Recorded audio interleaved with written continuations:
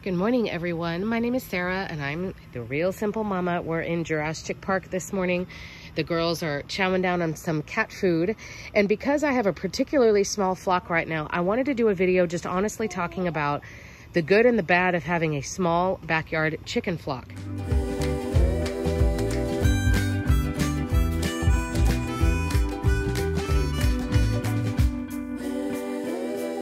So good morning. I'm out here with the girls, and if you're new to the channel or if you're not familiar, I've had chickens for, a long time, 4.5 years, probably 4 years.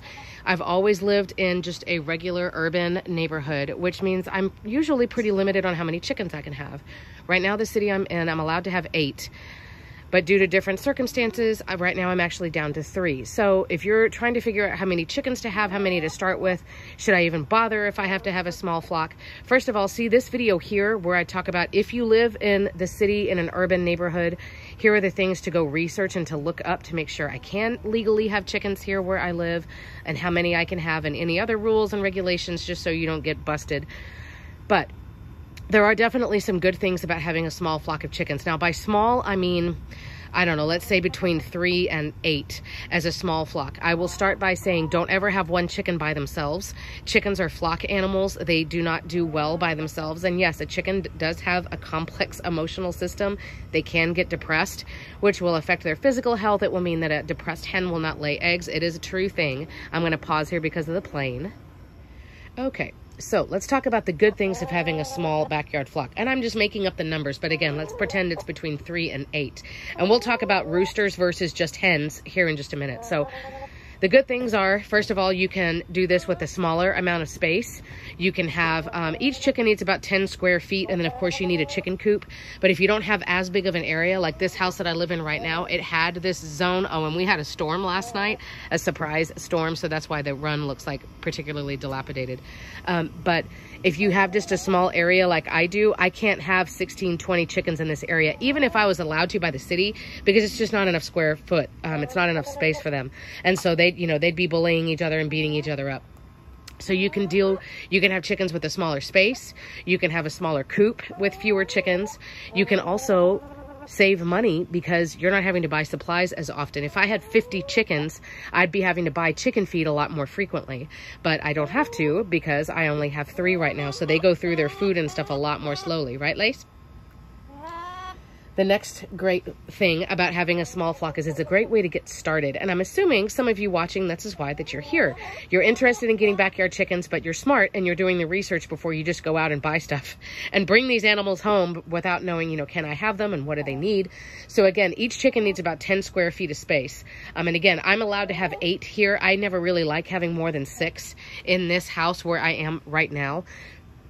But again, it's a great way for you to get started. Chickens are amazing. They do each have their own personality. They have their own, I don't know, they're just like, it's like teaching at a daycare or teaching at a pre-K. Like you learn each little quirky, cool, interesting, funny thing about each one. Some of them might be cuddly. Some of them might be great layers. They may have like funny, weird behaviors. So it's a great way for you to get into the habit with, again, you don't have to spend a ton of money. It's a lot easier to come out and clean. And let's talk about that next. So when it comes to the chicken coop and the chicken chores, I have tons of videos here because, again, I've had chickens for years. I have tons of videos here that talk about, here are the kinds of chicken chores that I do like every single day or almost every day. And then here are the things I do like once a year. Here's how I deep clean. So you can kind of go get an idea of the workload. But with a small flock, especially if you automate things like I recommend that you do, and again, hang out on my channel here for a little while, go search other videos. But I'm going to be really transparent here. I haven't cleaned the chicken coop this morning. This chicken coop is really, really awesome. You can see the review video in my Coop and Run playlist here on YouTube. But it has 2 big nesting boxes. There are 3 roost bars down here, and then there are 2 more that can go up there. I just took them down so my older girls don't need to be hopping up and down stairs or up and down levels. Another plane's coming, so I'll talk fast. This chicken coop can easily hold 10 or 12 chickens, but even though chickens poop in the night and they poop in their sleep, I don't have to come out here and clean this every day because I only have 3. So it doesn't get that dirty. You can see like there's like nothing even on this side at all. There's a little bit of droppings over there, but that's it. So it makes my workload easier. It makes my workload less. Again, I don't have to come out and fill up the food as often because I have these 2 5-pound feeders and only 3 chickens. They don't eat that much. They don't poop as much. So it's really nice for you to get started. Now, again, I will recommend don't have fewer than 3. I guess technically you could have 2 chickens, but I don't recommend it. It just makes me feel bad because chickens are flock animals. Out in the wild, they'd be in a flock that can be as big as 20 birds. So it's okay. Next door, they're playing with their Frisbee. Right, Lace? It's okay, little girl. So those are some of the good things, come on, with having a small flock. Let's talk about the bad things about having a small flock. The first bad thing is kind of what I was talking about a minute ago. When a chicken passes away, if you have a tiny flock, like this flock of only 3, if one of my girls passed away, they are very close. They are always communicating with each other. They snuggle up together at night. They're always checking in on each other, and they just like to hang out together. It would be devastating for them because I only have 3 if one of them was to pass away. And something that I'm a little worried about, this is Gracie and this is Lacey, and they're both 6 or 6.5 years old. They're fairly old for a chicken.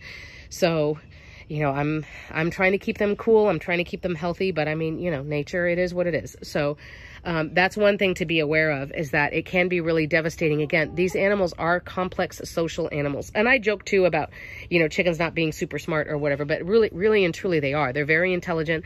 They have a whole different communication system with all different kinds of sounds and things like that. So it does affect them when they lose a flock mate. So keep that in mind. The next thing that's bad is, of course, you don't get as many eggs. If I've only got 3 chickens, then on a perfect day, I only get 3 eggs a day. We're a family of 4. Sorry for the plane. Because 2 of my girls are older, and because we've been in temperatures between 105 and 108 every day in Texas, their bodies shut down and they don't lay eggs. So I've been getting maybe 5 eggs total a week. Not a day, 5 eggs a week. So again, with this small flock, even if your conditions are perfect, it's not too hot outside and it's not too cold, and they have plenty of food and protein and calcium and plenty of water and lots of shade, and you give them entertainment, right? And like weekly massages or whatever, you're only going to get as many eggs a day as you have chickens. And like I said, there are lots of different factors that come into play. If it's too hot, your chickens will not lay every day. If it's the winter and it's too cold, not because of the cold, but because you have fewer hours of daylight, the chickens won't lay every day. As they get older, they won't lay every day. So that's another thing to keep in mind. Now, I'm assuming if you're here on this channel watching ridiculous chicken videos, it's not just because you want eggs. Oh, my dog's freaking out about something. It's also, oh, it's my cat. You guys see my cat? Luna, kitty. Hey, beautiful. This is my little guardian, Luna. Her name is Luna Fuzzbutt. Come on, kitty, kitty, kitty, kitty, kitty. Hey, beautiful. Anyway, that was a surprise. Sorry, my dog inside was like, intruder. So, I know, who is that, girlies? Who is that? She smells the cat food that I fed the girls.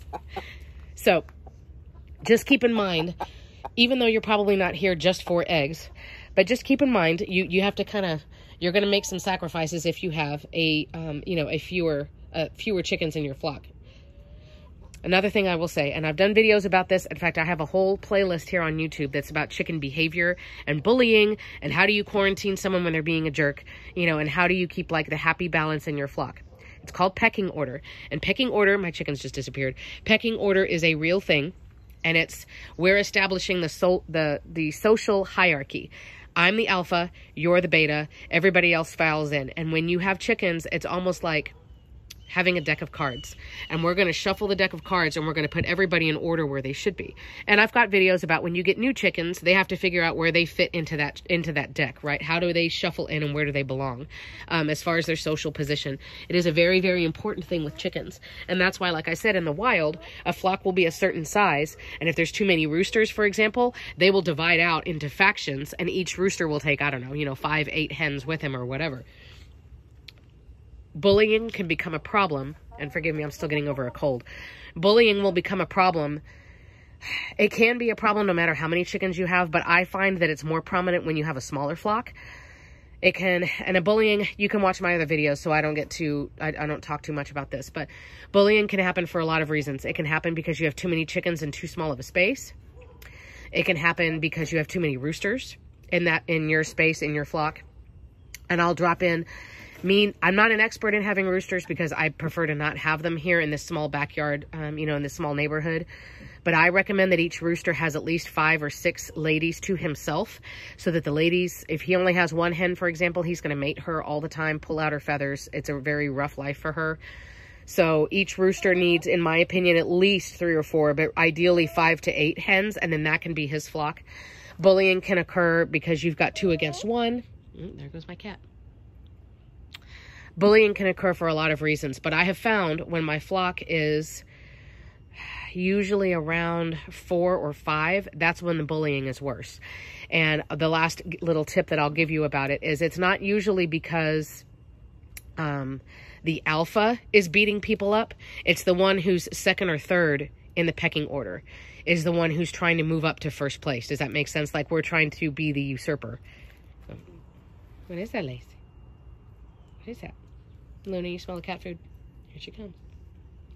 Lazy. So bullying can also be a thing. I have tips, and you can always email me. My email address is down in the video description. You can always email me and I can try to help you. Like, okay, my chickens are beating each other up. Like, what can I do? Having a small flock, I mean, I certainly want to keep chickens for as long as I can. I do want to have chickens. It is difficult to have in a backyard setting. And again, you can watch that video. But I have, you know, all different kinds of content here. You're always welcome to email me about chickeny things. So having a backyard flock, a small flock, it's a great way to get started. It's a great way for you to learn and for you to fall in love with chickens, for you to kind of get into your groove as a chicken tender and learn like, okay, cool. I only need to clean the coop out about once every 3 days. I only have to fill up their food about once a week, which means I only have to buy it, you know, and you can kind of start figuring out how backyard chickens fit into your life and the life of your family. I think that chickens are absolutely wonderful. They are super fun. They are certainly different than having a cat or a dog, right, Lace? But they have their own personalities. They're funny, they're smart, they're interesting. I just like being out here with them, and I hope that you do too. So again, this is not an exhaustive list. It's not perfect. So you are always welcome to drop down helpful suggestions in the comments, and you can ask questions in the comments of me as well, or you can email me. Thank you so much for watching.